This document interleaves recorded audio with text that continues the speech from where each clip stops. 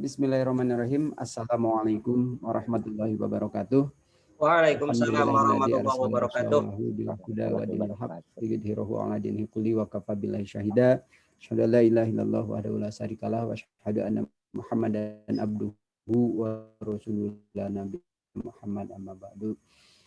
Puji syukur kita panjatkan kehadirat Allah Subhanahu wa taala yang telah memberikan berbagai kenikmatan kepada kita, baik nikmat ijad, imdad maupun iman dan Islam, dan mudah-mudahan kita bisa mensyukuri nikmat tersebut dengan cara beribadah sebaik-baik dan sebanyak-banyaknya kepada Allah Subhanahu wa taala.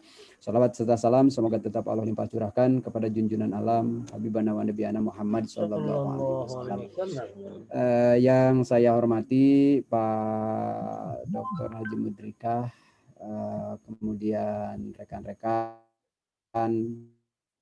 mahasiswa S2 angkatan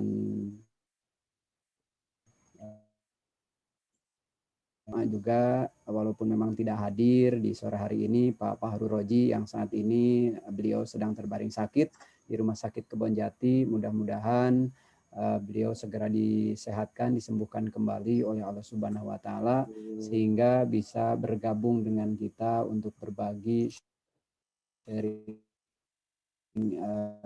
ilmu pengetahuan terkait dengan metodologi penelitian. Sebagai doa untuk mengawali presentasi, kita kirimkan Al-Fatihah khusus untuk beliau Bapak Roji, semoga segera disembuhkan oleh Allah Subhanahu wa taala dengan berkahnya surat Al-Fatihah. Bismillahirrahmanirrahim. Alhamdulillahirabbil alamin arrahmanirrahim maliki yaumiddin. Iyyaka na'budu wa iyyaka nasta'in ihdinas siratal mustaqim siratal ladzina an'amta 'alaihim ghairil maghdubi 'alaihim waladdallin. Amin. Terima kasih. Mudah-mudahan doa dan bacaan Al-Quran kita menjadi jalan ijabah doa serta jalan kesembuhan bagi guru kita Pak Fahru Roji, dan mudah-mudahan kita semuanya yang khususnya yang hadir di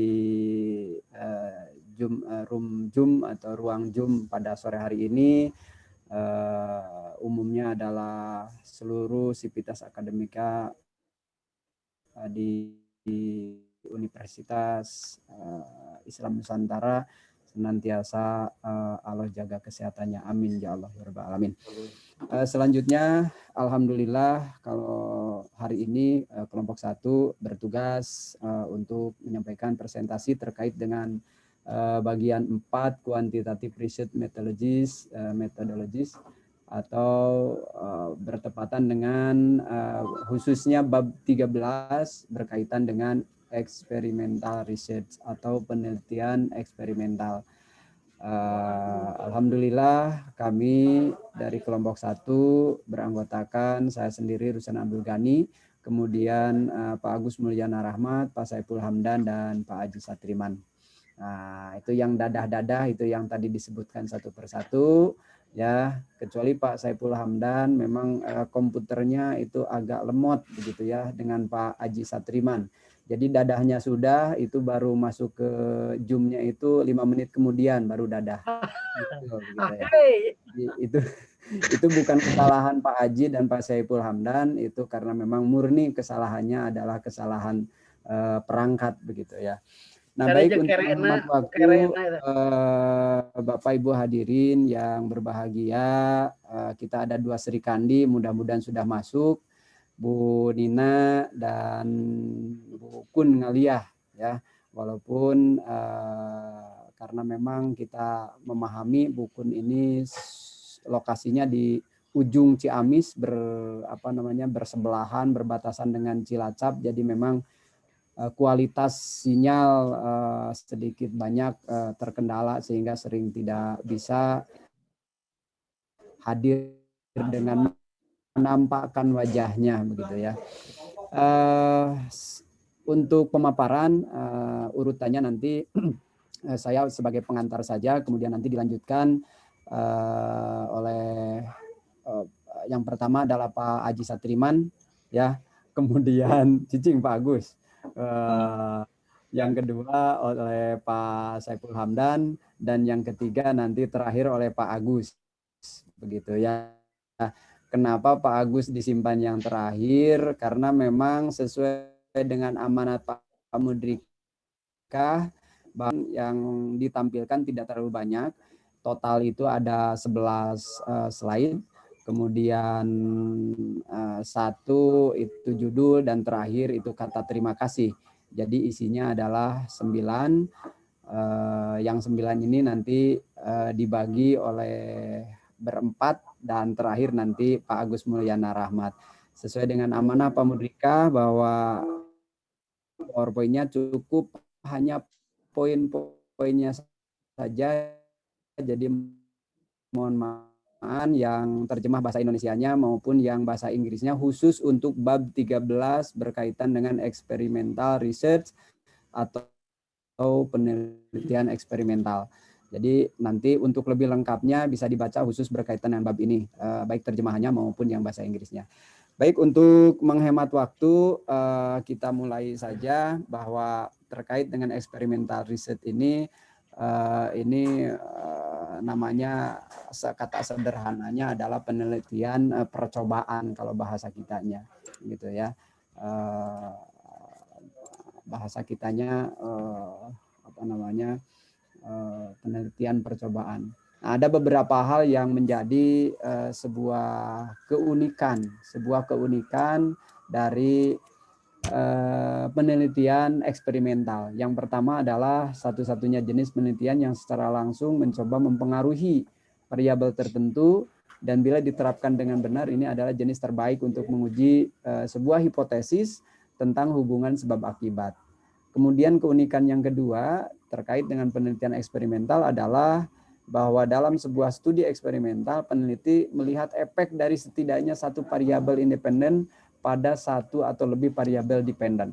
Begitu. Kemudian yang ketiga, penelitian eksperimental memungkinkan peneliti untuk melampaui deskripsi dan prediksi di luar identifikasi hubungan, dan setidaknya ini untuk menentukan sebagian dari apa yang menyebabkan. Selanjutnya kepada Pak melanjutkan paparannya berkaitan dengan karakteristik penting penelitian eksperimental. Untuk itu kepadanya Pak Haji Satriman dipersilahkan. Assalamualaikum warahmatullahi wabarakatuh. Alhamdulillahirabbil alamin. Sudah diberikan kesempatan oleh Pak Moderator pada saya untuk melanjutkan presentasi yang sudah disediakan. Untuk mempersingkat waktu, Bismillahirrahmanirrahim. Karakteristik penelitian eksperimen. 1. Perbandingan kelompok eksperimen biasanya melibatkan dua kelompok subjek, satu kelompok eksperimen dan satu kelompok kontrol atau pembanding. Meskipun mungkin untuk melakukan eksperimen hanya dengan satu kelompok dengan memberikan semua perlakuan untuk tujuh atau tidak berpikir pada kelompok. Yang kedua, manipulasi variabel independen. Dalam penelitian eksperimen, peneliti secara aktif manipulasi dan langsung variabel independen yang akan kemudian kelompok mana yang akan mendapatkan bentuk yang mana. Misalnya jika variabel independen dalam yang adalah tingkat peneliti, mungkin melatih guru untuk menunjukkan jumlah antusiasme yang berbeda saat mereka mengajar di kelas. Karakteristik penting penelitian eksperimental lanjutan membacakan aspek penting dari banyak eksperimen kelompok. Setiap individu yang berprestasi dalam mencoba memiliki kesempatan yang sama untuk ditugaskan dalam eksperimen. Dengan demikian setiap anggota populasi memiliki kesempatan yang sama untuk dipilih menjadi anggota. Baik. Terima kasih Pak Aji Satriman yang sudah tadi melanjutkan 2 slide berikutnya. Ini mohon maaf kalau agak terbata-bata karena memang beliau katanya ketinggalan kacamatanya sehingga lihat layar laptopnya ada burem gitu ya. Selanjutnya Pak Saiful Hamdan untuk dipersilahkan untuk melanjutkan slide berikutnya Pak Saiful Hamdan. Kepada Pak Saiful Hamdan mangga dipersilahkan. Terima kasih. Assalamualaikum warahmatullahi wabarakatuh. Bismillah, alhamdulillah, salatu wassalamu ala rasulillah, nabi ba'da muba'ad. Saudara-saudara Jumiyah yang saya hormati dan Allah muliakan, terkhusus untuk Bapak dosen, Bapak Ahmad Budrika yang saya hormati dan Allah muliakan, dan kita doakan beliau selalu sehat dan mendapatkan limpahan anugerah dari Allah Subhanahu wa taala. Kita melanjutkan dari pengendalian dari variabel asing. Peneliti dalam studi eksperimental memiliki kesempatan untuk melakukan kontrol yang jauh lebih banyak daripada di sebagian besar bentuk penelitian lainnya. Peneliti dapat memilih sampel, menetapkan individu ke kelompok, memutuskan kelompok mana yang akan mendapatkan perlakuan, mencoba mengontrol faktor lain selain perlakuan yang mungkin mempengaruhi hasil penelitian. Dan kemudian akhirnya mengamati atau mengukur hasil pada kelompok yang kita penggagannya telah selesai. Peneliti yang melakukan penelitian eksperimental mencoba yang terbaik untuk mengontrol setiap dan semua karakteristik subjek yang mungkin mempengaruhi hasil penelitian. Mereka melakukan ini dengan memastikan bahwa kedua kelompok itu sedapat mungkin setara pada semua variabel, selain variabel yang sedang dipelajari, yaitu variabel independen. Lanjut, next. Cara pengendalian variabel asing. 1. Pengacakan subjek yang diteliti. 2. Memegang variabel konstan tertentu. 3. Membuat variabel ke dalam desain. 4. Matching atau pencocokan. 5. Menggunakan subjek sebagai kontrol mereka sendiri. 6. Menggunakan analisis komparian. Next, selanjutnya. Desain kelompok dalam penelitian. Desain eksperimen yang lemah. 1. Ada beberapa variabel, ada 4. 1. Studi kasus 1 kali bidikan. 2. Rancangan post-test 1 grup. Yang ketiga, rancangan perbandingan grup statis. Keempat, rancangan prates dan post-test grup statis. Desain eksperimen yang benar. 1. Rancangan kendali grup acak hanya post-test. 2. Rancangan kendali grup acak prates dan post-test. 3. Rancangan 4 grup acak Solomon. Next, lanjut. Baik, terima kasih Pak Saiful Hamdan. Selanjutnya, untuk slide selanjutnya akan dilanjutkan oleh Pak Agus Mulyana Rahmat. Kepada Pak Agus Mulyana Rahmat, dipersilahkan. Bismillahirrahmanirrahim. Desain kohesi eksperimental. Desain atau rancangan kohesi eksperimental adalah salah satu rancangan yang lain yang dapat digunakan untuk mengontrol ancaman terhadap validitas internal. Beberapa desain kohesi eksperimental adalah desain kohesi eksperimental. 1. Rancangan hanya pencocokan. 2. Rancangan diimbangi. 3. Rancangan deret waktu. 4. Rancangan faktorial dengan pengacakan. 5. Rancangan faktorial tanpa pengacakan. Next. Pengendalian ancaman terhadap validitas terhadap internal ringkasan. 1. Rancangan karakteristik subjek, moralitas, lokasi instrumen kerusakan, karakteristik pengumpulan data, bias kolektor data, penguji sejarah motoral, attitude, subjek, registrasi, implementasi. Nah, 1. Studi kasus, 1 tembakan, 1 kelompok pretest, post-test, grup statis. Perbandingan acak hanya post-test, kontrol kelompok acak pretest dan post-test. Kontrol acak 4 kelompok Solomon. Kontrol kelompok acak hanya post-test dengan kecocokan subjek.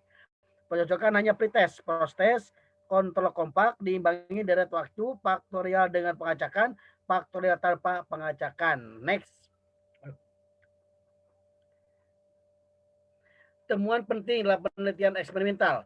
Desain yang dibahas dalam bab ini semuanya dimaksudkan untuk meningkatkan validitas internal studi eksperimental. Seperti yang telah Anda lihat, masing-masing memiliki kelebihan dan kekurangan, dan masing-masing menyediakan cara untuk menangani beberapa ancaman tetapi tidak untuk yang lain. Meskipun telah disinggung di bagian sebelumnya, terutama yang berkaitan dengan lokasi dan ancaman implementasi, hal ini membutuhkan lebih banyak perhatian daripada yang biasanya diterima. Masalahnya adalah kontrol peneliti atas perlakuan eksperimental tetap. Tentu saja persyaratan penting dari eksperimen yang dilakukan dengan baik adalah bahwa peneliti memiliki kendali terhadap desain penelitian eksperimental. Next. Perawatan contoh penelitian eksperimental oleh kelompok 1. Bapak Ruslan Abdul Ghani, Yang Mulia Agus Mulyana Rahmat, Bapak Syamsul Hamdan, dan Pak Haji Triman. Next. Halo?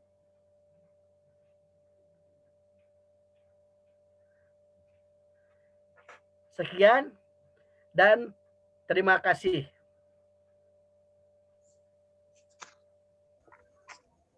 Terima kasih Pak Agus Mulyana Rahmat, kemudian Pak Saiful Hamdan, Pak Haji Triman, dan saya sendiri yang sudah menyampaikan atau memaparkan poin-poin pentingnya saja. Tentu saja kalau berbicara rinci, detil akan lebih baik ketika kita membaca langsung dari apa yang disampaikan oleh Pak dosen begitu ya. Tetapi sekali lagi karena memang keterbatasan waktu, yang kedua bahwa pesan Pak dosen poin-poinnya saja, mudah-mudahan ini bisa mewakili dan kita kembangkan dalam diskusi. Untuk selanjutnya barangkali saya tawarkan kepada rekan-rekan apakah nanti pertanyaannya itu di akhir semuanya tinggal diarahkan ke kelompok mana gitu, ataukah mau satu-satu begitu ya.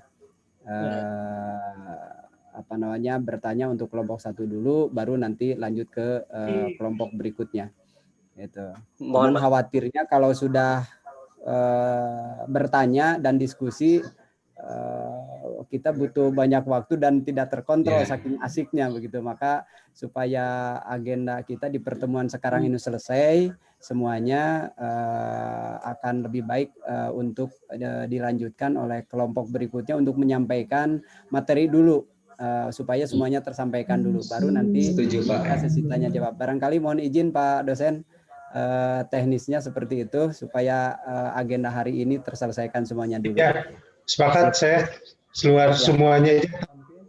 Baik, nanti selanjutnya dipersilakan untuk kelompok berikutnya untuk menyampaikan paparan presentasinya. Dipersilakan. Terima kasih Pak Kosma. Assalamualaikum warahmatullahi wabarakatuh.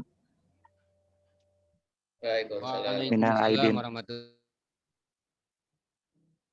wal faidin, Pak Dokter, Abah. Terima kasih pada hari ini kita semua dalam keadaan sehat walafiat. Dan kami dari kelompok 4, Pak Jalal biasa dibantos Pak. Oh, mangga. Share screen-nya. Mangga kelompok 4 ya Pak, kelompok 4. 4, mohon. Kelompok 4. Tadi di grup Pak, terus di-share. Oke, siap. Ayat 11, mohon. Ayat 11 slide yang sebetulnya perlu diketahui bahwa bab 16 ini ketika di Oke, siap. Oke, ke siap. dalam Nah, bahasa itu ekos badan bagus itu. Bagus. bagus. Siap. Kebetulan di bahasa Inggris kan itu di bahasa Indonesia ini. Tetapi menurut Pak Dokter, Pak dosen,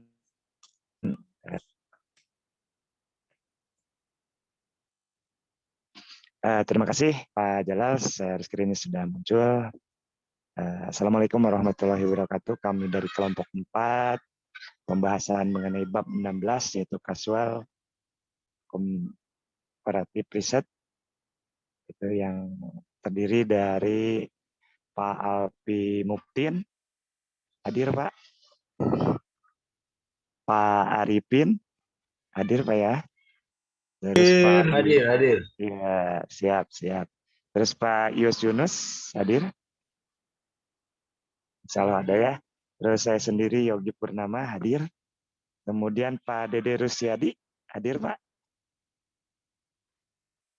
Mudah-mudahan hadir.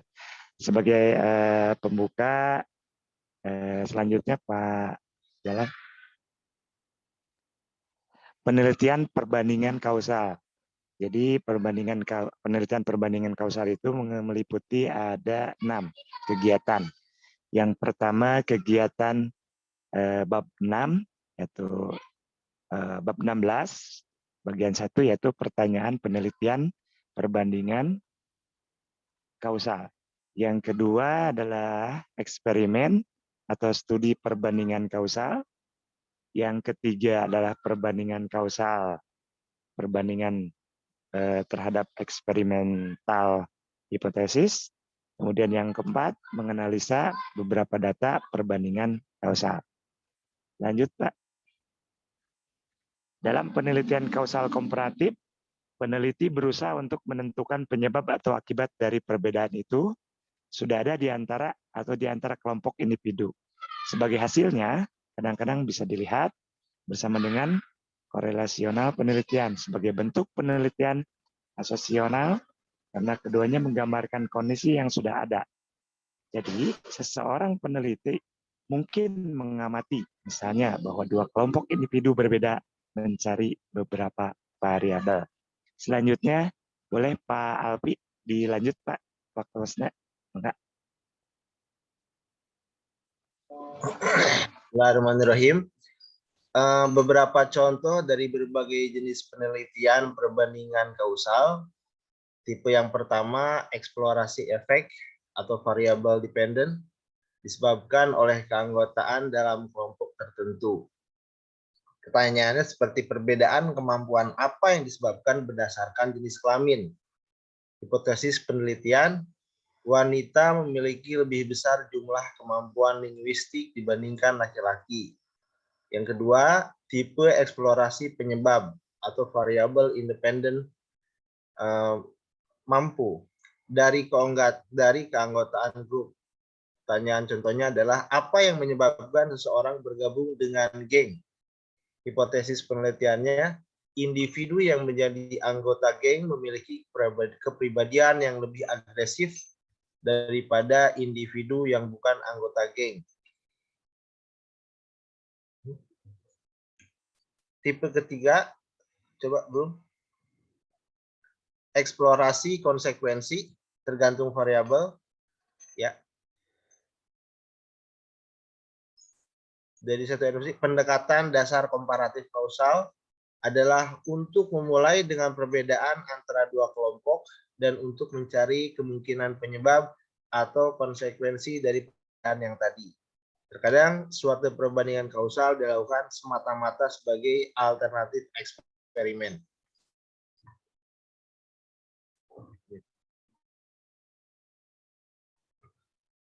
Persamaan dan perbedaan antara penyebab, perbandingan, dan penelitian relasi.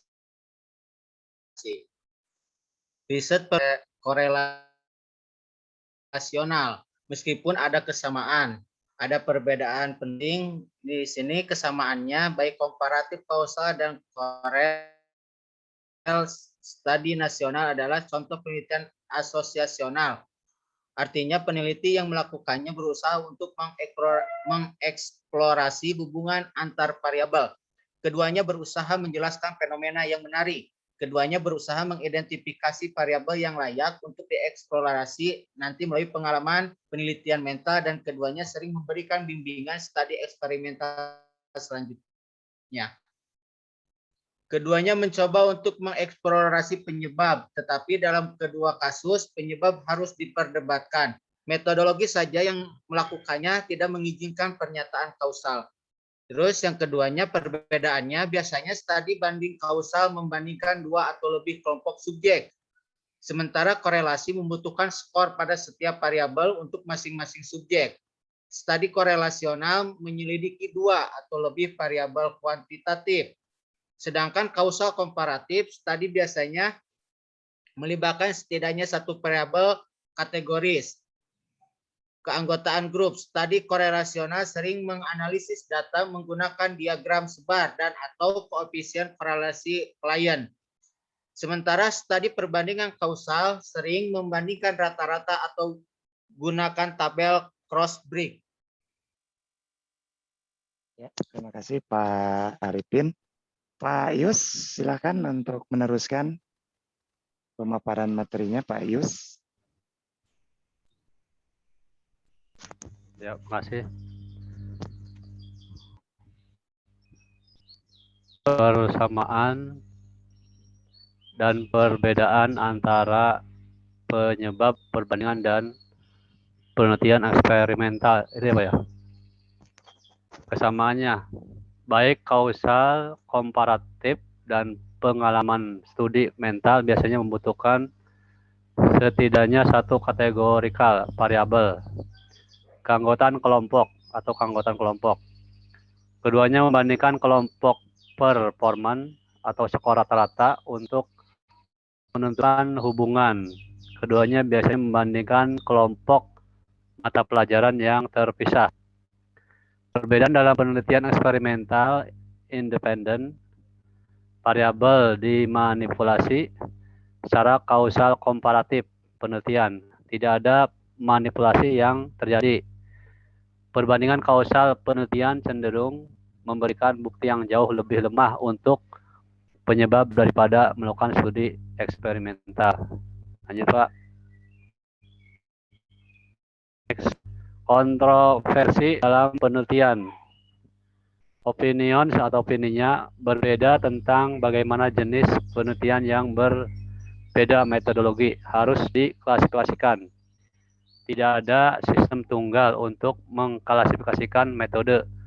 Penelitian telah diterima secara luas. Menjadi tentu perbedaan yang jelas telah ditarik antara eksperimen dan metode non-eksperimental, dan antara perbandingan kelompok dan bentuk penelitian eksperimental subjek tunggal.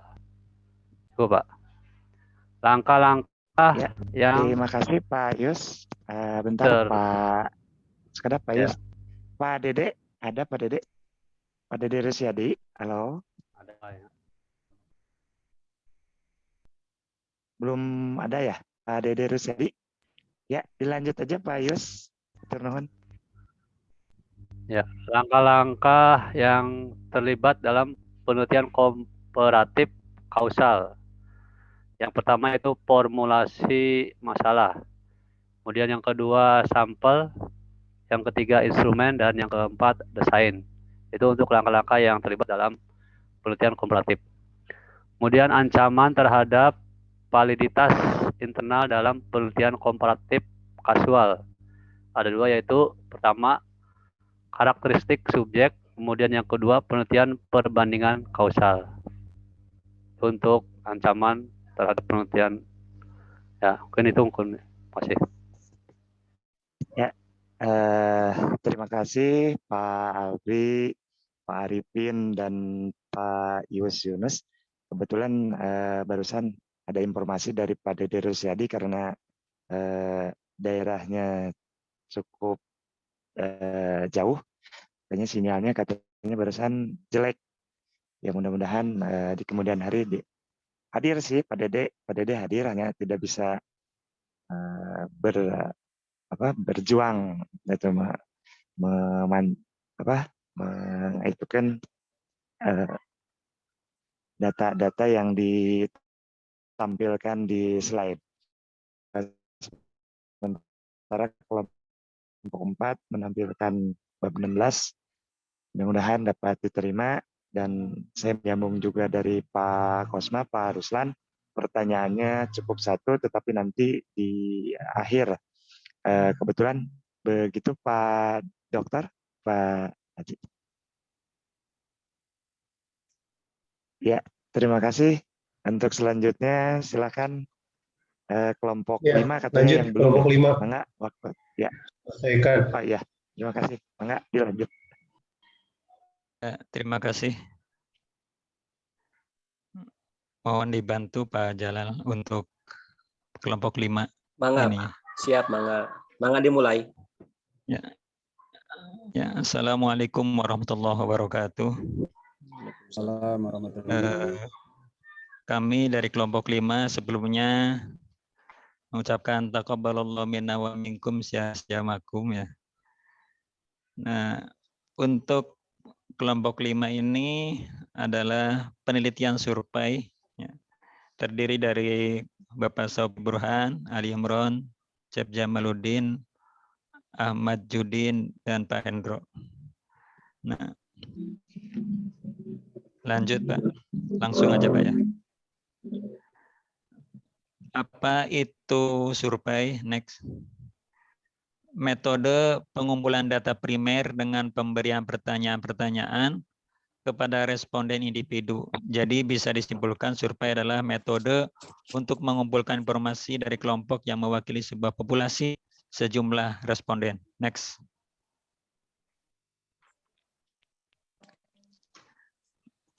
Next. Tujuan utama survei adalah mendeskripsikan karakteristik suatu populasi. Intinya yang ingin peneliti temukan adalah bagaimana anggota suatu populasi mendistribusikan diri pada satu atau lebih variabel. Misalnya usia, etnis, preferensi agama, sikap terhadap sekolah. Seperti pada jenis penelitian lainnya, tentunya populasi secara keseluruhan jarang diteliti. Sebaliknya sampel responden yang dipilih dengan cermat disurvei dan deskripsi populasi disimpulkan dari apa yang diketahui tentang sampel.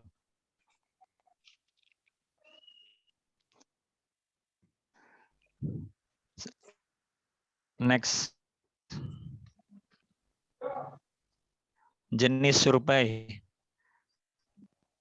Jenis ada survei cross-sektial, teknial, mengumpulkan informasi dari sampel yang diambil dari populasi yang ditentukan jumlah sebelumnya.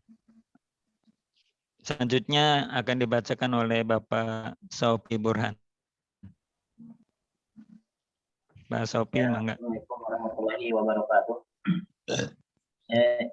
Selanjutnya itu jenis survei longitudinal ya. Sebaliknya dalam survei longitudinal informasi dikumpulkan pada titik waktu yang berbeda untuk mempelajari perubahan dari waktu ke waktu.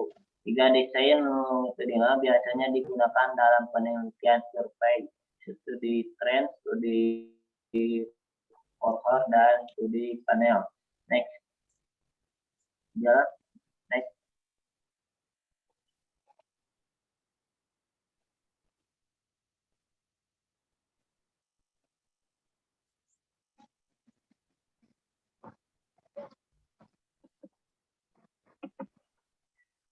Selanjutnya langkah-langkah penelitian survei.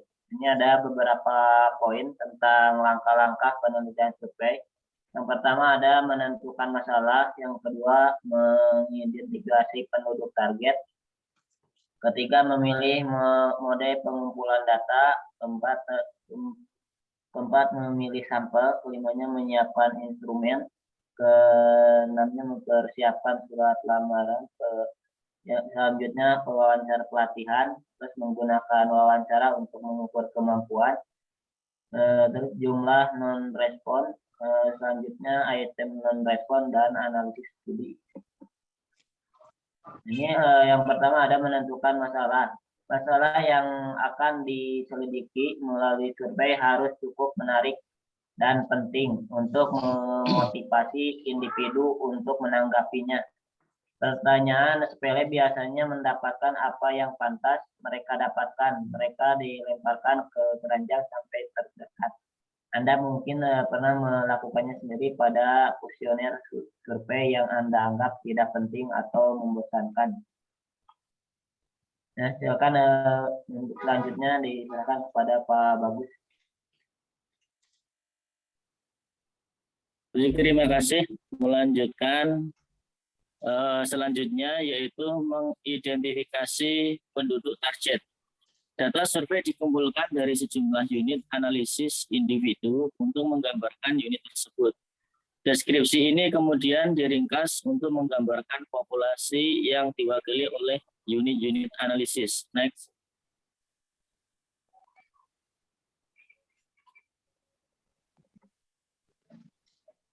Next, Pak Jalal.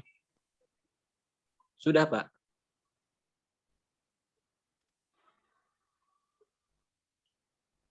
Memilih mode pengumpulan data. Ada 4 dasar untuk mengumpulkan data dalam survei dengan memberikan instrumen survei langsung ke suatu kelompok melalui surat, via telepon, atau melalui wawancara tatap muka. Next. Memilih sampel. Subjek yang akan disurvei harus dipilih, dijalankan secara random jika mungkin dari populasi yang diminati. Pencari kembali harus memastikan bagaimana bahwa subjek yang ingin mereka pertanyakan memiliki informasi yang diinginkan dan bahwa mereka akan bersedia menjawab pertanyaan ini. Individual yang memiliki informasi yang diperlukan tetapi yang tidak tertarik dengan topik survei atau yang tidak melihatnya sebagai penting tidak mungkin menanggapi. Maka dilanjutkan ke yang lain. Ya, bismillahirrahmanirrahim.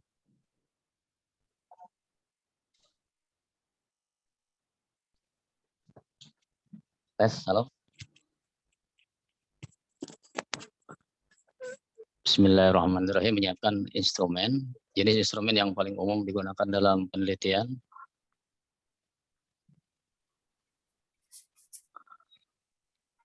Survei adalah kuesioner dan jadwal wawancara. Mereka hampir identik, kecuali bahwa kuesioner biasanya dikelola sendiri oleh responden. Sementara jadwal wawancara dikelola secara verbal oleh peneliti atau asisten terlatih. Mempersiapkan surat lamaran. Surat lamaran harus singkat dan ditunjukkan khusus kepada individu yang diminta untuk menanggapi. Ini harus menjelaskan tujuan survei, menekankan pentingnya topik penelitian, dan atau diharapkan melibatkan kerjasama responden. Next. Wawancara pelatihan.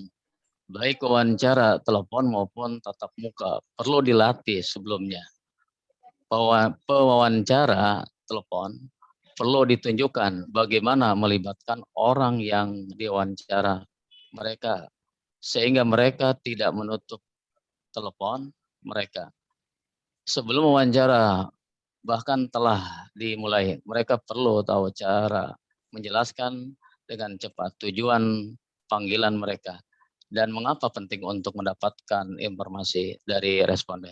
Mereka perlu belajar bagaimana mengajukan pertanyaan dengan cara yang mendorong orang yang diwawancarai untuk menanggapi dengan jujur. Next. Menggunakan wawancara untuk mengukur kemampuan. Meskipun wawancara digunakan terutama untuk mendapatkan informasi tentang variabel selain kemampuan kognitif. Sebuah pengecualian penting dapat ditemukan di bidang psikologi, perkembangan, dan kognitif. Wawancara telah digunakan secara ekstensif dalam bidang ini untuk mempelajari konten dan proses kognisi. Jumlah non-respon Carlton menunjukkan bahwa total non-respon dapat terjadi dalam survei wawancara karena salah satu alasan berikut. Responden yang dituju dapat menolak untuk diwawancarai, tidak di rumah saat pewawancara menelepon, tidak bisa menerima bagian dari wawancara karena berbagai alasan atau seperti penyakit tuli, ketidakmampuan berbicara bahasa, atau kadang-kadang bahkan tidak bisa ditemukan. Dari jumlah tersebut, penolakan dan bukan rumah adalah yang paling umum. Lanjut yang lain.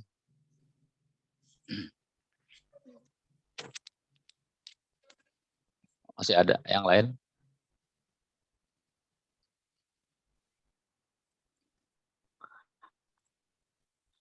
Coba teman yang lain ada? Acep Jamaluddin ada nggak ya? Acep Jamaluddin. Kalau tidak ada, udah ada Pak. Udah aja Pak. Udah. Masih banyak nggak? Lanjut aja Pak, sedikit lagi. Oke, saya lanjut ya. Item non-respon. Kesenjangan sebagian dalam informasi yang diberikan oleh responden dapat juga terjadi karena berbagai alasan. Responden mungkin tidak tahu jawaban atau pertanyaan tertentu. Dia mungkin menganggap pertanyaan tertentu memalukan atau mungkin tidak relevan. Responden, oke, lanjut analisis tadi. Itu terbagi kepada beberapa bagian. Yang pertama tujuan atau justifikasi. Yang kedua definisi, yang ketiga penelitian sebelumnya, yang keempat hipotesis, yang kelima sampel, yang keenam peralatan, yang ketujuh prosedur atau validitas internal, berikutnya analisis data, dan yang terakhir diskusi atau interpretasi. Terima kasih. Saya kembalikan kepada Pak Irfan. Terima kasih. Ya, Assalamualaikum. Waalaikumsalam warahmatullahi wabarakatuh. Ya, terima kasih. Itu dari paparan dari kelompok 5 tentang penelitian survei. Untuk selanjutnya kami serahkan kepada Pak Jalal untuk memimpin diskusi ini. Baik Pak Ali, ini nampaknya dikembalikan kepada moderator yang pertama. Jadi karena tadi sudah diserahkan ke kelompok berikutnya dan sekarang sudah selesai. Karena saya moderator pertama, barangkali dipersilakan untuk pertanyaan di termen pertama itu 3 penanya ya. 3 penanya supaya seimbang, nanti 1 untuk kelompok 1, 1 untuk kelompok 4 dan 1 lagi untuk kelompok 5. Tapi kalau memang tidak ada pertanyaan tidak masalah. Maksudnya itu supaya ini saja. Kalau memang diarahkan boleh kemana saja. Silakan untuk yang pertama. Bertanya Pak, Hal bertanya Pak. Jalaluddin. Kemudian yang kedua siapa? Pak Yus. Baik, yang ketiga Pak Anan yang ketiga. Pak Anan. Pak Jalal ke kelompok berapa? Ke kelompok 1. Baik. 1, kemudian Pak Yus. Kelompok 1 dan 5. Pak Yus ke kelompok berapa Pak Yus? 1 dan 5. 4 dan 5. Kemudian Pak Anan. Pak Anan ke kelompok 4, ke kelompok Pak Yogi. Oke, 4 dan 5. Baik, untuk pertanyaan pertama dari Pak Jalal diperuntukkan untuk kelompok 1 berkaitan dengan eksperimental riset. Dipersilakan Pak Jalal. Terima kasih atas waktunya Pak Ruslan, dan mungkin di sini saya hanya memberikan satu pertanyaan saja mengingat dan mengefisienkan dengan waktu, dan mungkin yang lainnya diharapkan bisa kebagian untuk bertanya. Di sini saya mau bertanya tentang cara pengendalian variabel asing. Oke, baik. Terima kasih Oke. Pak Agus. Mungkin Pak Sordik mau menambahkan? Itu cukup. Sebelum menanggapi pertanyaan dari Pak O. Pak Ruslan, halo. Oh iya, maaf. Saya ulangi lagi. Barusan ada suara asing ya. Di sini saya menyoroti tentang cara pengendalian variabel asing dalam eksperimen research. Terutama pada bagian ketiga, yaitu tentang membuat variabel ke dalam desain. Tolong teman-teman kelompok 1 bisa dijelaskan macam-macam desain itu sendiri, seperti apa dan bagaimana cara mengimplementasikan kepada penelitian kuantitatif. Mungkin jelas berkaitan Pak? Dengan, mohon diulang, berkaitan dengan poin ketiga tadi apa? Ya ini Pak, di bagian di cara pengendalian variabel asing. Yap. Di poin ketiga tentang membuat variabel ke dalam desain. Tolong kelompok 1 bisa dijelaskan desain itu seperti apa dan macam-macamnya seperti apa, kalaupun emang ada beberapa macam, dan bagaimana cara mengimplementasikannya ke dalam penelitian kuantitatif. Baik, terima kasih Pak Jalal. Pertanyaannya terkait dengan cara pengendalian variabel asing. Yang inti pertanyaan adalah bagaimana membuat variabel ke dalam desain. Ya. Lalu tadi ada tambahannya anaknya, entah cucunya, itu bagaimana kalau diterapkan di kualitatif, begitu ya Pak Jalal? Kuantitatif, Pak. Maaf. Kuantitatif, baik. Oke. Ya, siap. Baik, terima kasih. Selanjutnya Pak Yus untuk kelompok 4 dan kelompok 5 dipersilakan. Terima untuk pertanyaan pertama untuk kelompok Pak Ruslan tentang penelitian eksperimental. Di kelompok Bapak dikatakan tentang desain dalam kelompok, itu Pak. Desain dalam kelompok itu ada desain eksperimen yang lemah, kemudian ada desain eksperimen yang benar. Nah, di sini ada empat desain mungkin Pak isinya Pak ya. Nah, yang saya tanyakan tentang rancangan pretest, post-test satu grup Pak ya. Maksudnya itu seperti apa, atau bisa dijelaskan tentang contoh desainnya ketika membuat penelitian eksperimental. Itu dikatakan tentang desain eksperimen yang lemah dan desain eksperimen yang benar. Nah, di antara dua perbandingan tersebut apa yang bisa diberikan contohnya antara rancangan pretest, post-test, nah itu Pak dari satu grupnya. Mungkin itu untuk Pak Ruslan. Kemudian berikutnya untuk pertanyaan kelompok Pak siapa itu? Kelompok 4 ya. Nah, ini tentang penelitian survei Pak ya. Kelompok 4 selesai. Kelompok 5 Pak. Nah, itu dikatakan kelompok 5 Abdi kelompok 5 Pak. Kelompok 4 atau kelompok Bapak? Ya. Oh ya, kelompok 5. Ya, maaf ya. Kelompok 5. Untuk kelompok 5. Jadi untuk tentang penelitian survei, kita sering menemukan Pak ada survei-survei yang sering itu ke kita Pak, misalnya dari email ataupun yang lainnya. Nah itu di kelompok Bapak mungkin itu kalau kita menjadi seorang peneliti mungkin akan membuat supaya survei kita itu diterima. Tadi sudah dijelaskan supaya bagaimana supaya survei kita itu bisa diterima, itu mungkin dengan cara update informasi yang terkini supaya nanti yang disurvei itu langsung bisa merespon. Nah ini kadang kita kalau menerima email yang isinya survei, Pak ini ada survei nanti dapat HP Samsung atau apa dan sebagainya. Nah itu menanggapinya seperti apa, kita sering misalnya sering menerima survei-survei tersebut Pak. Apakah mungkin satu sisi ada yang menanggapi dan sisi lain ada yang tidak menanggapi. Ya pertanyaannya tadi merespon atau menjawab kalau di kiat-kiatnya atau bagaimana supaya itu bisa diteliti. Terima kasih Pak. Terima kasih Pak.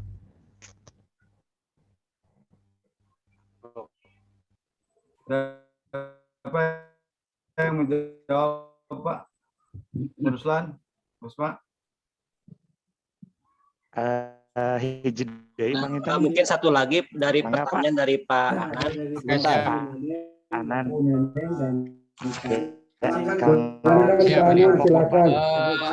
Baik, terima kasih Pak Dokter, Pak Asma dan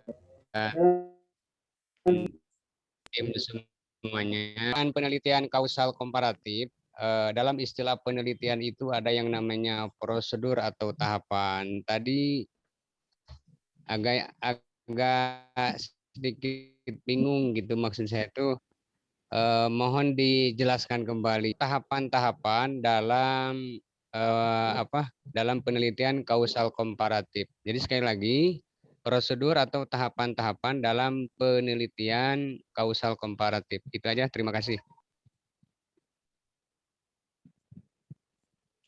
Ya, terima kasih Pak Anan ya. Enggak, dilajeng Pak Kosma.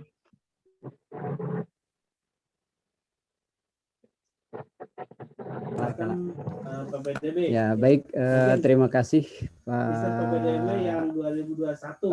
Pak Jalal, kemudian Pak Ius dan Pak Anan.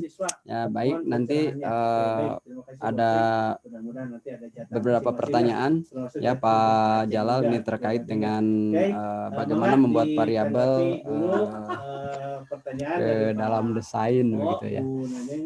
Silakan untuk barangkali untuk kelompok 5 dulu sebelum ke kelompok 1. Barangkali ada yang mau menjawab supaya tidak bentrok perkuliahan. Saya mau ini Pak. Ya, silakan.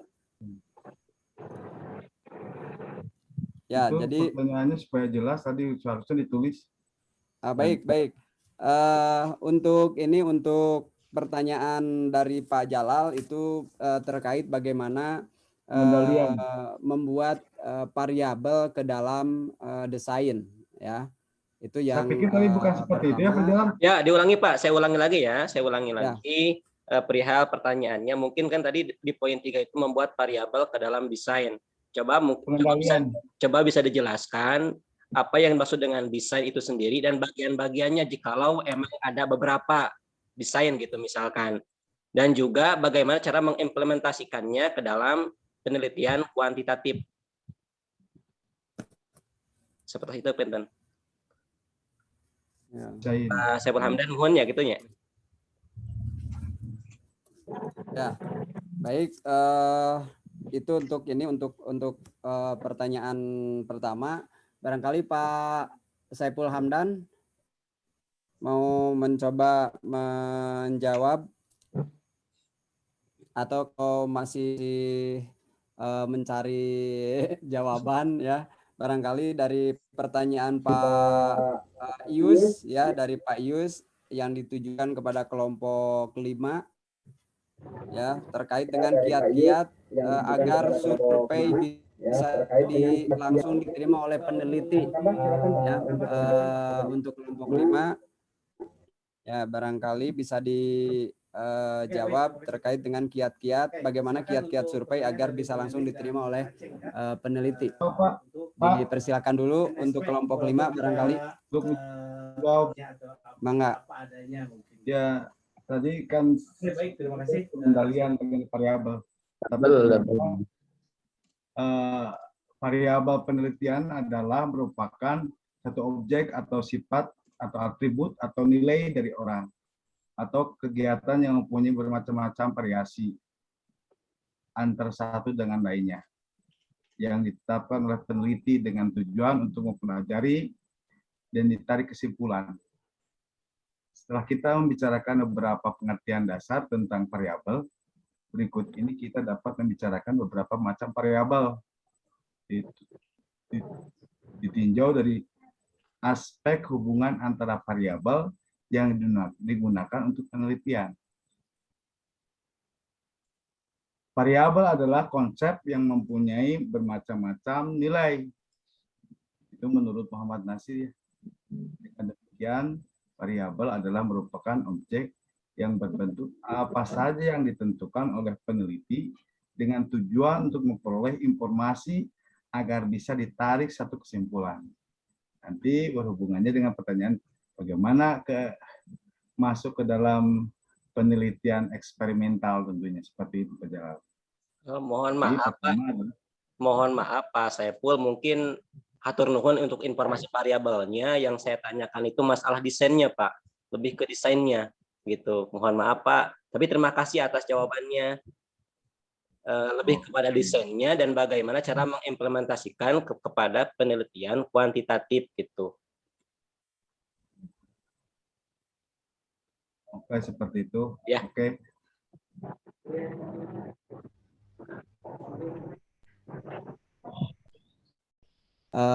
Pertanyaannya adalah karena tadi kalau pertanyaan adalah untuk diterapkan di kuantitatif, yang kita bahas ini adalah sebagaimana tadi di judul ini, di part atau bagian keempat ini kita berbicara tentang penelitian kuantitatif. Ya, jadi memang apa yang disajikan, apa yang dimunculkan itu dibahas untuk penelitian kuantitatif.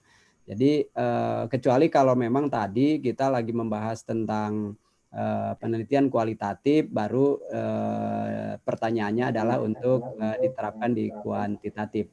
Tetapi berbicara desain, sekali lagi berbicara desain variabel adalah berbicara rancangan, begitu, berbicara rancangan. Dan karena di sini berbicara tentang eksperimental research atau penelitian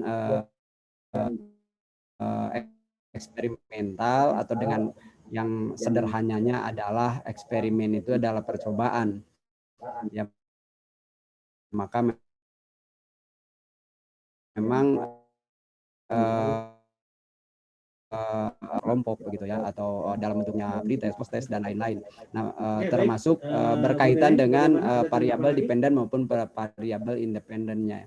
Nah, barangkali sekedar untuk tambahan jawaban, Pak Aji barangkali mau ditambahkan. Mudah-mudahan nanti yang lebih jelasnya saya yakin dari Pak dosen, insya Allah dia mencoba apa yang kami ketahui saja barangkali.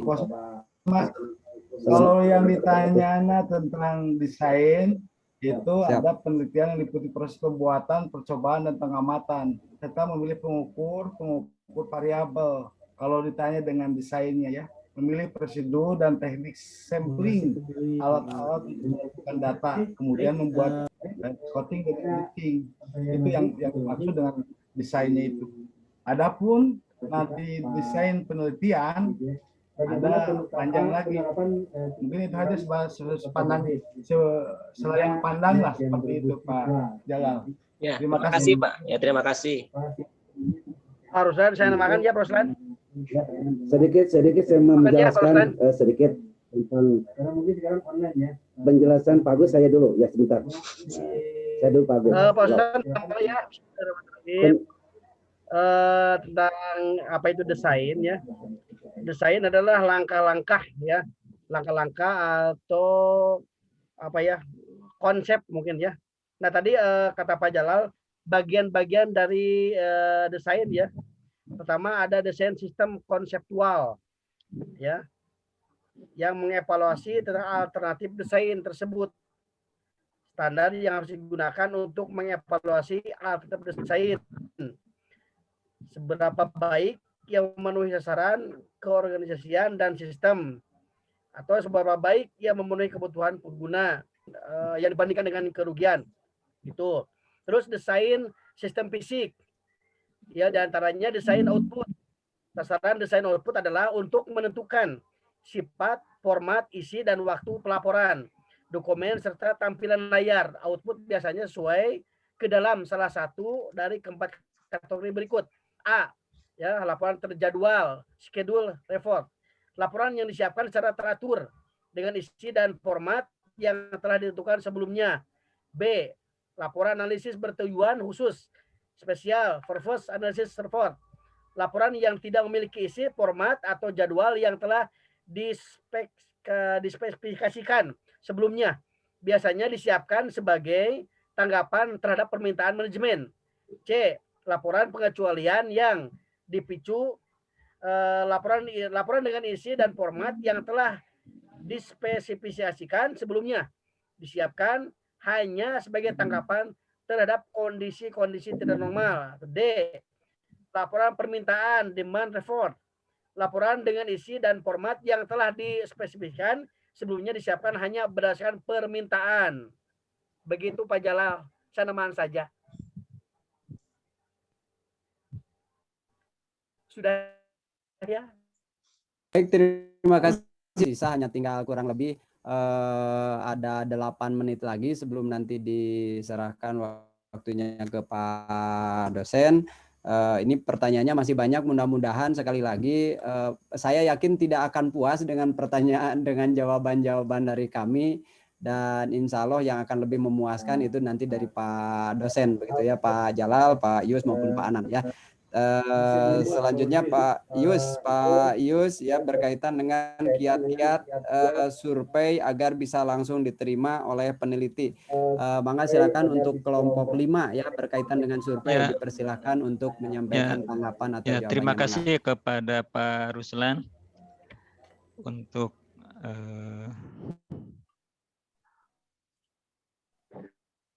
kami dari kelompok 5 insya Allah akan menjawab pertanyaan dari Pak. Diterima begitu Pak ya.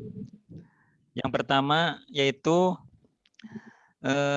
pintar memilih sampel ya, sebab banyak dengan makin besar sampel akan berpengaruh pada akurasi hasil akhir survei gitu ya. Jadi kalau memilih sampelnya sembarangan mungkin akan tidak fokus ya. Yang kedua yaitu membuat pertanyaan yang sederhana, yang mudah dimengerti. Jadi tidak bertele-tele, tidak berbelit-belit, yang mudah dimengerti. Dan diusahakan pertanyaannya berbentuk PG, pilihan ganda, atau yes dan no gitu. Tidak berbentuk esai yang rumit. Yang ketiga yaitu mengumpulkan banyak respon, seperti bisa via email, via Facebook dan via WA ya. Dan yang terakhir yaitu sekarang itu biasanya untuk yang survei itu dikasih hadiah ya, bisa pulsa, bisa HP.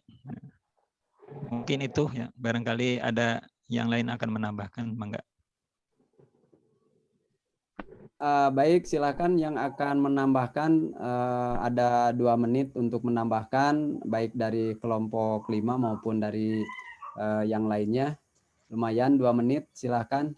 Punten Pak Ruslan, untuk bagaimana untuk kiat-kiat agar survei bisa langsung diterima oleh peneliti, mangga.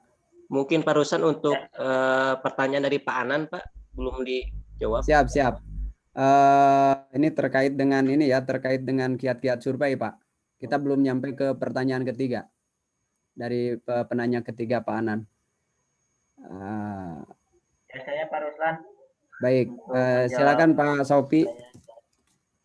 2 menit Pak ya. Mungkin menurut saya itu survei yang ada di online ya, ya seperti Indo Survei, terus ada Surveyon, itu kan saya juga sering ikutan yang gitu.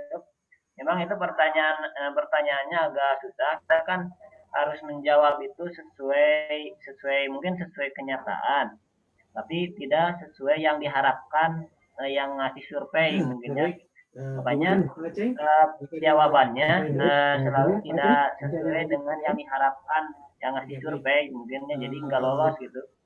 Makanya jawabannya mungkin yang diinginkan survei, misalkan pinginnya yang bintangnya 5 gitu ya. Biasanya kan itu untuk meningkatkan aplikasinya juga gitu ya. Jadi aplikasi tersebut bisa bertambah bagus kalau memang bintangnya 5 gitu ya. Bintangnya 4 minimal gitu.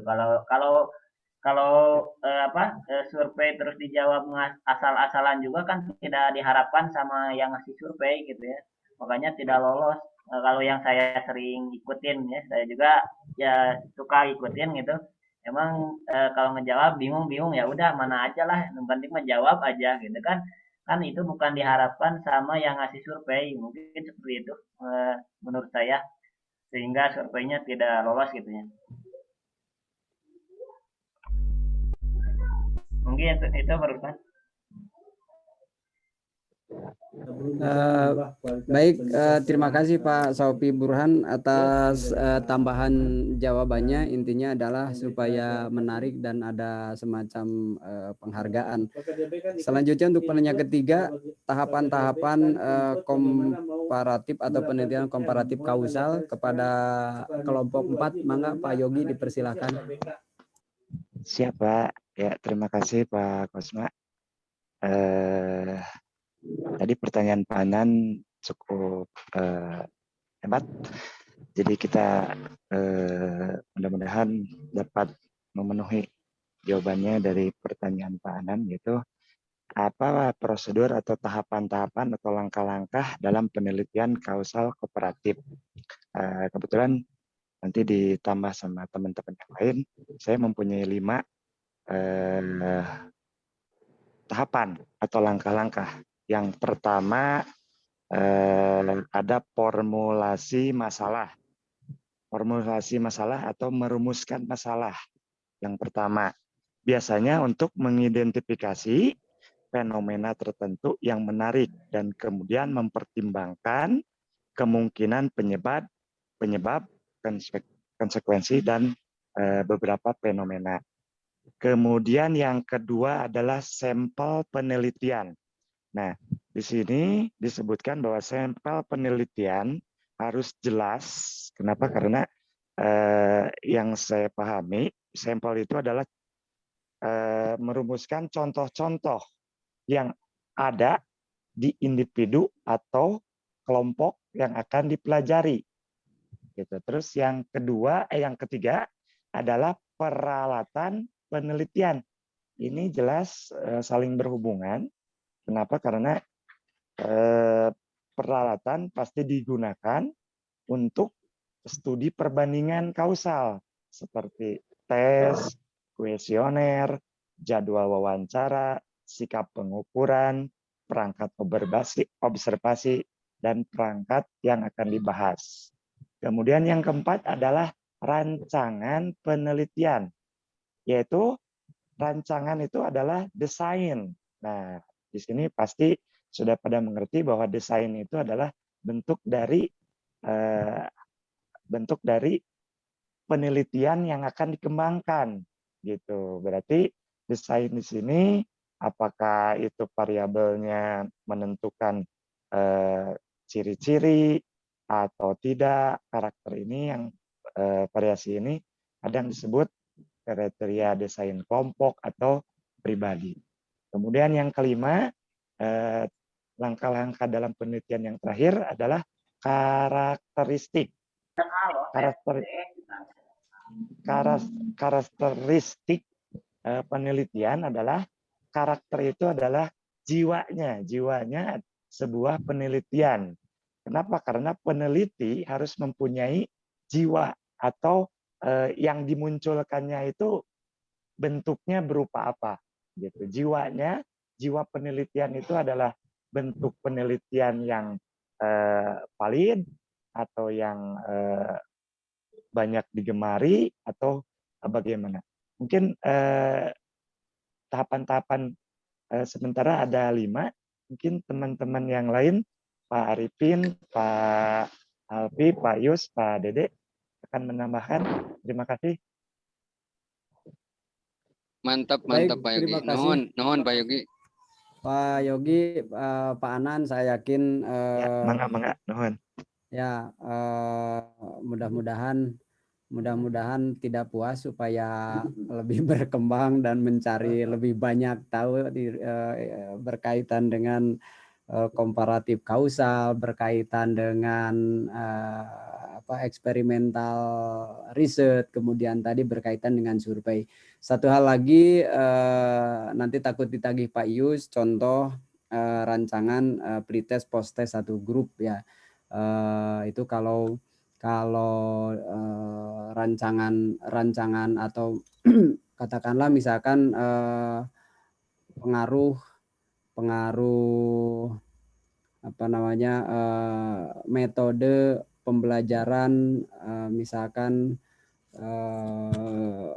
experimental learning misalkan ya.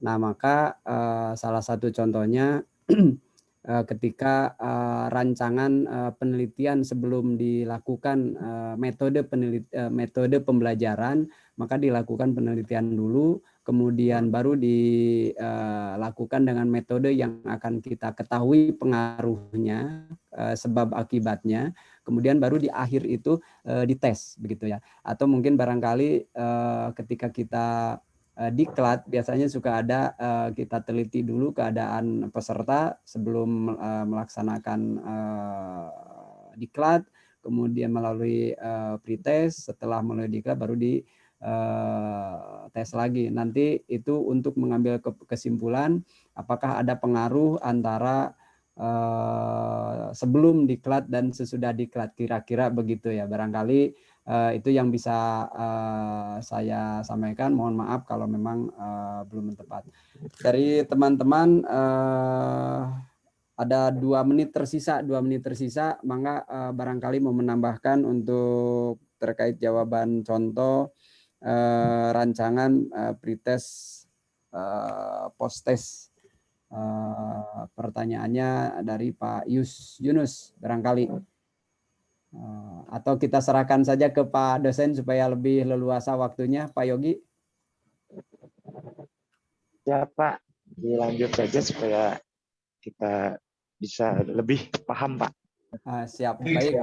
Ya, jadi walau bagaimanapun kita sangat terbatas berkaitan dengan pengetahuan metodologi penelitian kuantitatif. Dan tentu saja nanti Pak dosen, Pak Haji Ahmad Mudrikah, Abah ya bisa memberikan pencerahan yang banyak bagi kami, termasuk barangkali dari tadi ada jawaban-jawaban yang memang tidak tetap, mohon arahan dan untuk diluruskannya Pak Haji. Maka untuk waktunya kami sediakan dan Pak Haji dipersilakan. Baik, terima kasih. Menarik diskusinya. Jadi Bapak-Bapak dan tadi saya lihat ada ibunya ya, oh Bu Nina ya. Jadi ada ibu walaupun nggak muncul wajahnya, padahal saya pengen kenalan loh. Gersang lihat cowok hungkul itu. Kelas ini Pak. Kelas paling Pak, nuju di luhur gunung. Kelas paling gersang seumur hidup saya jadi dosen kelas ini.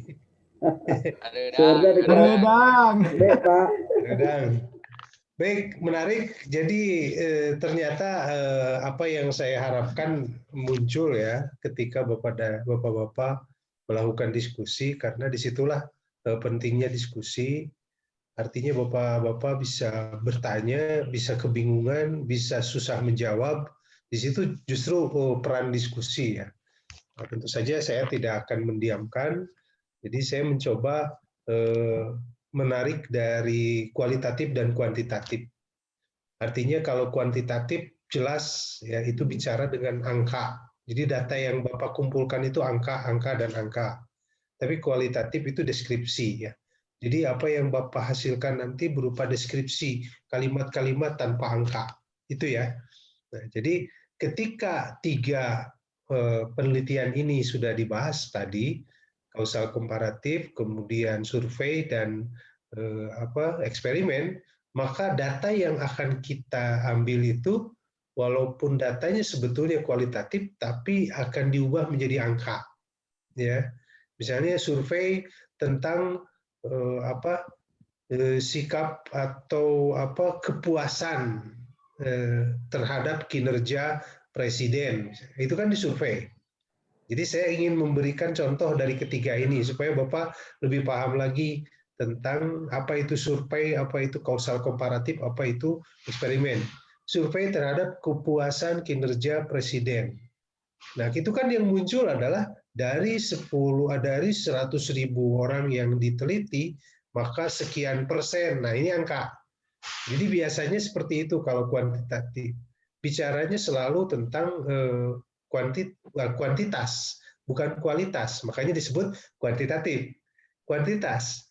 Terlepas dari apakah mereka sungguh-sungguh mengisi survei atau tidak, tadi disampaikan oleh teman kita, udah dengar pertanyaannya, berarti kalimat yang harus dibuat dalam survei juga harus dipahami, ya, sehingga orang ketika memilih jawaban mereka betul-betul sesuai dengan sikap mereka. Itu survei, Pak, ya.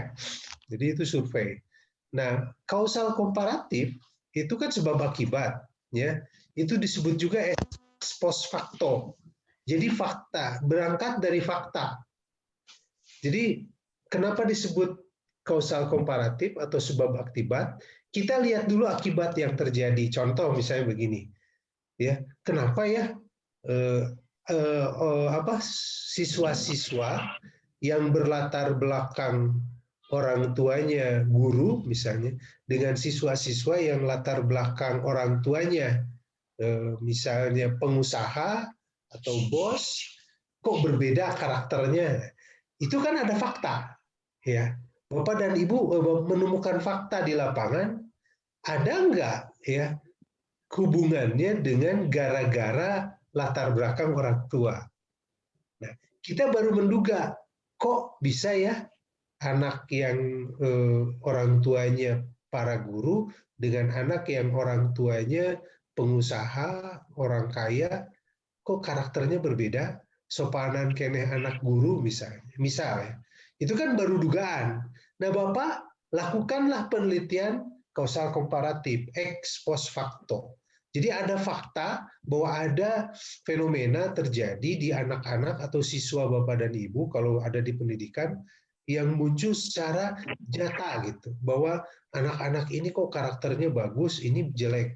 Kemudian Bapak baru menemukan 2 kasus, ya, atau 10 kasus. Ini belum mencerminkan sebuah kenyataan. Bapak harus teliti, maka dikumpulkanlah populasi, kemudian dilihat, ya, diurut mereka berlatar belakang orang tuanya apa. Nanti akan nyempil.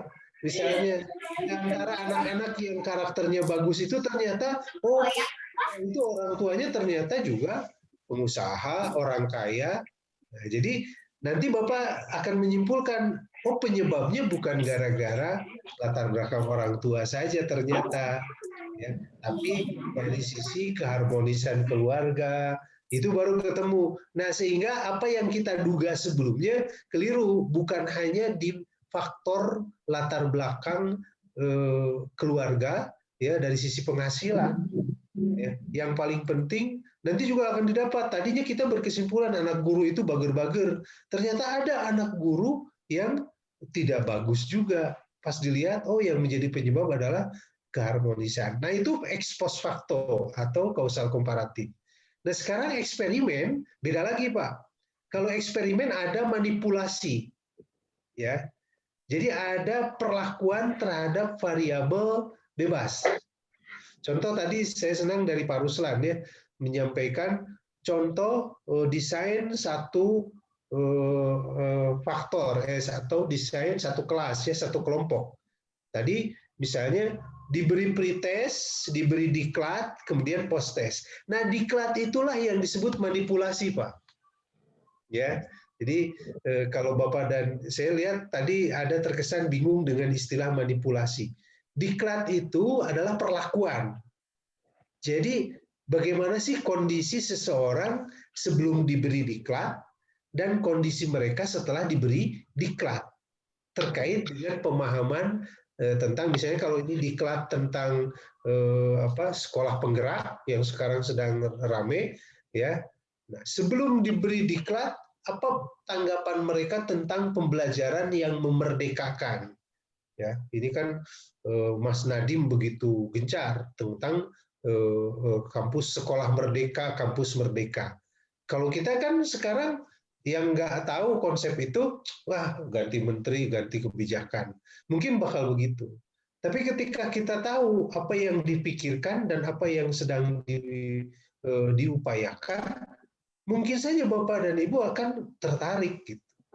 Ya. Nah, yang tadinya pesimis dengan konsep itu mungkin jadi optimis. Nah, pemberian diklat itulah yang merubah paradigma berpikir. Nah, pemberian diklat itulah yang disebut dengan manipulasi. Sehingga kalau misalnya hasil pretest dengan hasil post-testnya sama, berarti diklat itu tidak memberikan dampak.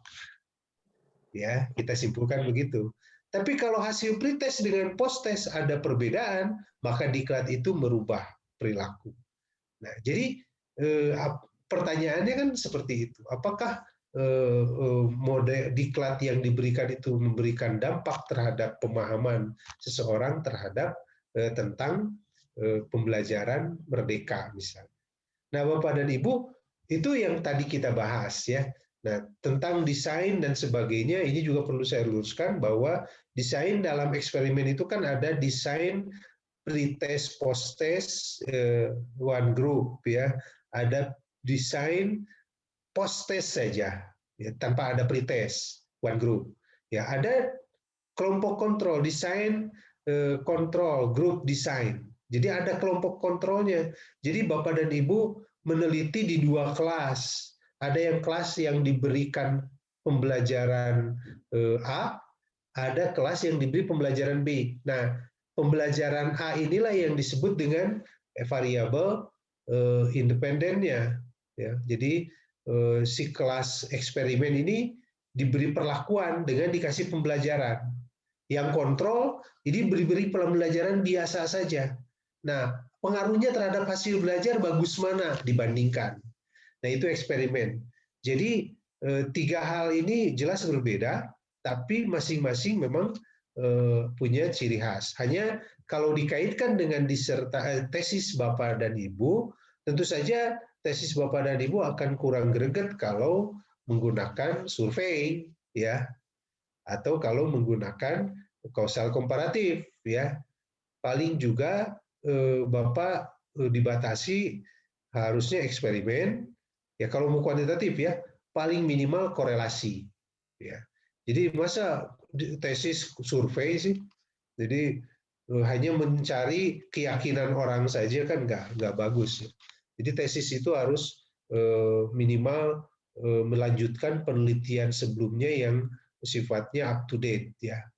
Jadi kalau sekarang misalnya sedang musim corona, bagaimana menciptakan pembelajaran yang berkualitas walaupun sedang pandemi, nah ini menjadi tantangan.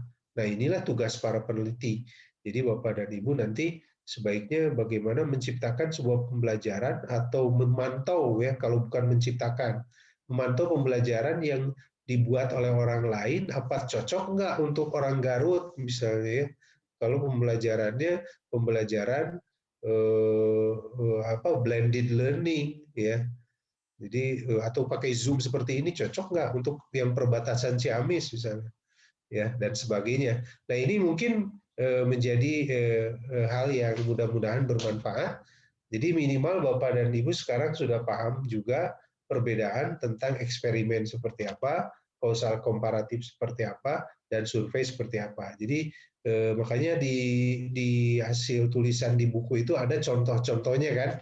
Bagusnya itu contohnya dibaca supaya Bapak lebih paham lagi, lebih terinci tentang berbagai jenis penelitian. Itu barangkali Pak Ruslan, Pak Jaludin, dan Bapak dan Ibu semua, tambahan dari saya, mudah-mudahan lebih mempertajam lagi apa yang Bapak dan Ibu sedang diskusikan. Jadi hari ini menjelang maghrib, kalau nggak salah agak awal, saya kira pertemuan hari ini dicukupkan ya.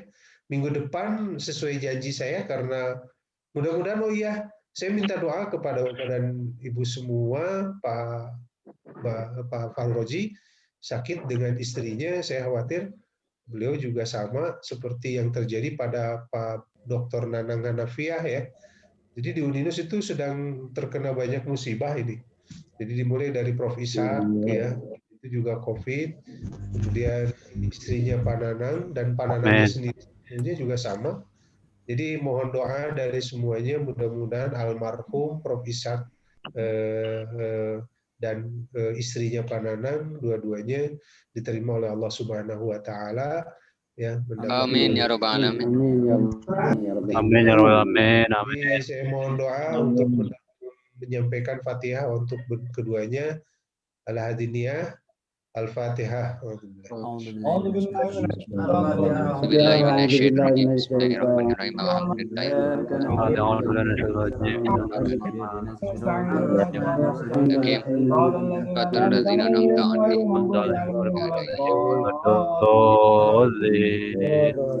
Terima kasih Bapak dan Ibu, mudah-mudahan Al-Fatihah kita sampai kepada kedua almarhum dan almarhumah.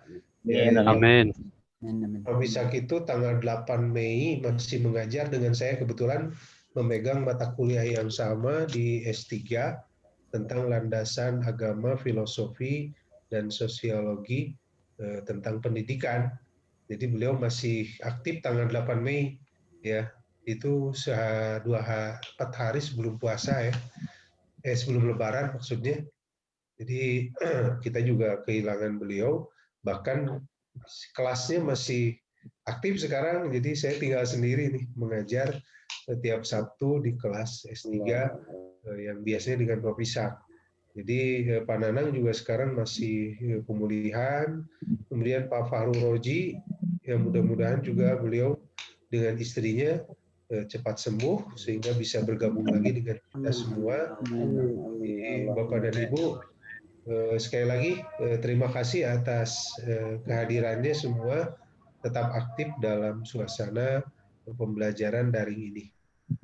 Wallahul muwaffiq ila aqwamit thoriq. Wassalamualaikum warahmatullahi wabarakatuh. Waalaikumsalam warahmatullahi wabarakatuh.